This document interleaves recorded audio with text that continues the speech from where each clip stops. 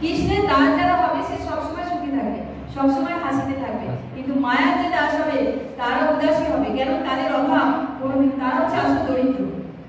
আর কৃষ্ণ ভক্ত হচ্ছে আসল ধনী। কালকে একটা ট্রেনে আসছিলাম, মোটামুটি ফাঁকা ট্রেনটা, কিছু কিছু মহিলা আছে একটা ব্যাগ বিক্রি করা একজন বিক্রেতা উঠেছে, তো অনেক হাসাচ্ছে যে এটা টুনটুনি ব্যাগ, এটা কি ফুটবল ব্যাগ, এরকম করে। তো হাসিরই কথা, হাসছি, কিন্তু একটা মানুষের মুখে হাসি নেই।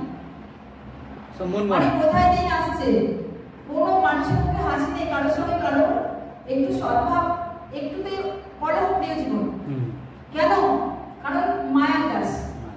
আর যে ভগবানের দাস হবে তার কোনো অভাব থাকবে না, অভাব, মনের অভাব থাকবে না, তার মনে শুধু হাসি থাকবে, সবসময় সে আনন্দে থাকবে, সবসময় বিন্দাস থাকবে। আর মায়াপুরে দেখুন, যে 3000 টাকা ইনকাম করছে তারা, মায়াপুরে কত সুন্দর, যে 30,000 টাকা ইনকাম করছে তারা খুশি। হ্যাঁ 3000, খুশির কোনো অভাব নেই। কেন? মালিক তো করেছে ভগবানকে, আর মায়ার দাস মালিক করেছে নিজেকে। তাই জীবনে আমাদের সময় একদম কম, আমাদের সবার সময় অলরেডি চলে গেছে। গর্ভাবস্থায় মৃত্যু হচ্ছে, বাচ্চা অবস্থায় মৃত্যু হচ্ছে, যৌবন অবস্থায় মৃত্যু হচ্ছে, বাড়ি হচ্ছে, এই মৃত্যু আমাদের সম্মুখে। কাল কি হবে জানি না, আপনাদের সঙ্গে আমার দেখা হবে না। তো আমাদের জীবনের যে লক্ষ্য ভগবান প্রাপ্তি, উদ্দেশ্য ভগবান প্রাপ্তি, মৃত্যু।